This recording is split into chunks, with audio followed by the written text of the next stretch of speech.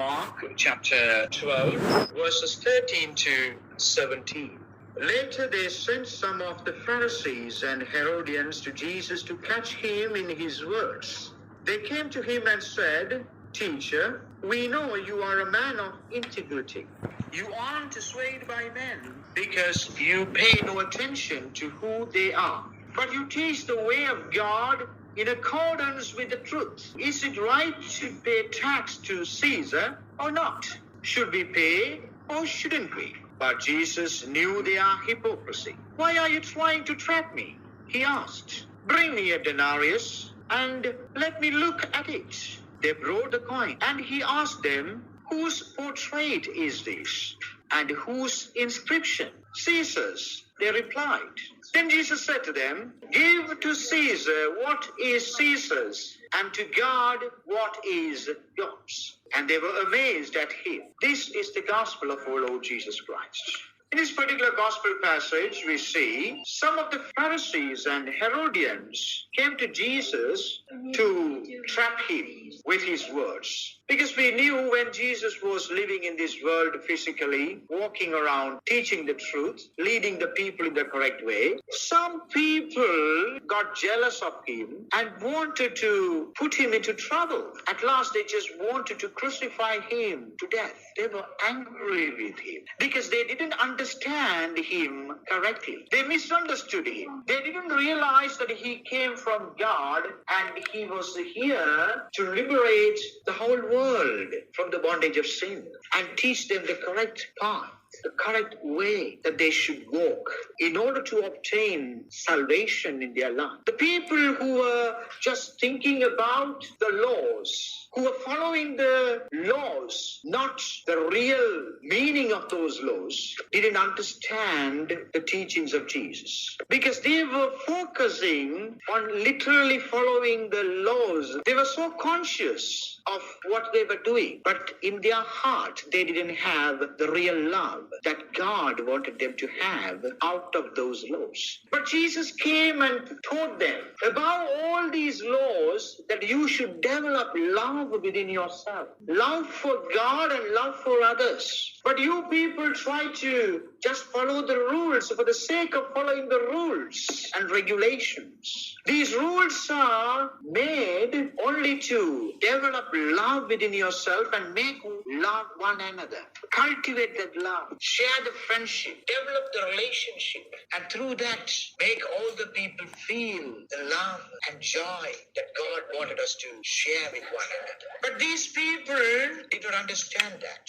These people were trying to please their governors, mere men who were ruling that country, and they were associating with the Jewish priests who were trying to destroy Jesus somehow because they thought that he was a threat to them.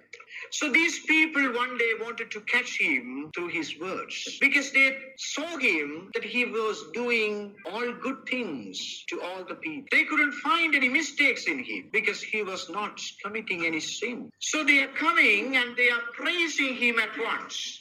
They came to him and said, "Teacher, we know you are a man of integrity. You aren't swayed by men because you pay no attention to who they are." They knew that he will not pay attention to all these cheap phrases only through their lips. These praises are not really coming from their heart, but they are just praising him through their lips. He knew their hearts. They knew that Jesus knew them as well. And so they are saying, "But you teach the way of God in accordance with the truth." Here they are testifying it. You teach the way of God in accordance with the truth. So all his teachings are true. He didn't lie at all. And he was teaching the way of God, how to follow God, what God really wants us to do in this world. So they knew all these things and they are coming and praising Jesus first. After that, you see, they are putting a question in order to trap him. They thought that by saying all these things, he'll be carried away by their praises. So here they say, is it right to pay taxes to Caesar or not?